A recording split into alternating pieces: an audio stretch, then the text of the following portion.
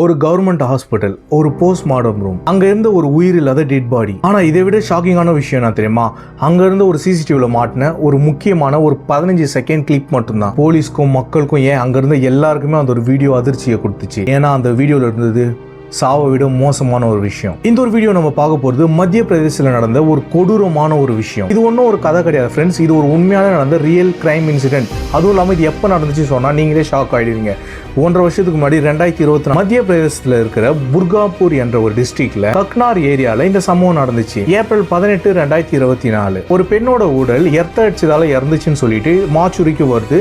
மாச்சுரியும் எடுத்து வைக்கிறாங்க, நாளைக்கு போஸ்ட்மார்டம் பண்ணணும்னு சொல்லிட்டு. ஆனா அங்க இருந்த ஒரு சிசிடிவில நைட்டு 11 மணிக்கு நடந்த விஷயத்தை கேட்டீங்கன்னா உங்களோட ஈரக்கொலையை நடுங்கிடும். இதுக்கப்புறம் அடுத்த நாள் அந்த போஸ்ட்மார்டம் பண்ணி அதுக்கு என்ன ப்ரொசீஜரோ அதெல்லாம் பண்ணிடுறாங்க. ஆனா இது நடந்து 8 மாசம் 2025 ஆல்ரெடி எடுத்து சிசிடிவிலாம் லைட்டா பார்த்து டிலேட் பண்ணிட்டு இருக்கும்போது இந்த ஒரு கிரைம் இன்சிடென்ட் நடந்திருக்கு. அது என்னன்னா, மார்ச்சுரி பண்ற இடத்துல மார்ச்சுரி பண்ற 2 பேர்ல ஒருத்தர் நைட்டு 12 மணிக்கு அந்த மார்ச்சுரி அறைக்கு வந்திருக்காரு. வந்தவர் என்ன பண்ணாருன்னு தெரியுமா? அதுக்கப்புறம் அவர் செஞ்ச செயல் ரொம்பவே டிஸ்டர்பா இருந்துச்சு. ஏன்னா ஒரு மார்ச்சுரியில இருந்த ஒரு டெட் பாடி கூட தப்பு பண்ண முயற்சி பண்ணியிருக்காரு.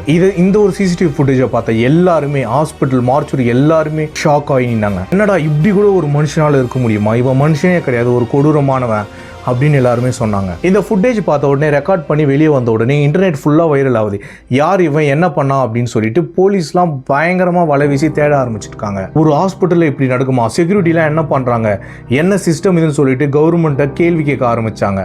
அங்க இருக்கிற பொலிட்டீஷியன்ஸ்க்குலாம் இது ஒரு பயங்கர பிரச்சனையா வந்து நின்னுச்சு. போலீஸ் அங்க வேலை செஞ்சிருந்தவங்களை எப்படியோ கண்டுபிடிச்சி அதுல ஒருத்தன் தான் குற்றவாளினும் கண்டுபிடிச்சி அவனை இன்வெஸ்டிகேஷன் பண்ண ஆரம்பிக்கிறாங்க. அதுல அவன் உண்மையும் ஒத்துக்குனா, சாரி சார் நான் பண்ணது தப்புன்னு சொல்லிட்டு அதுக்கப்புறம் போலீஸ் அவன் மேல கேஸ் போட்டு அவன் வெளியே வர முடியாதபடி ஒரு மார்க் வைக்கிறாங்க. ஃப்ரெண்ட்ஸ், இந்த ஒரு கேஸ் ஒரு கிரைம் ஸ்டோரி மட்டும் இல்ல, லைஃப்ல இந்த மாதிரிலாம் உள்ள மனுஷங்க இருப்பாங்களான்னு சொல்லிட்டு என்னையே யோசிக்க வச்சிருக்கு.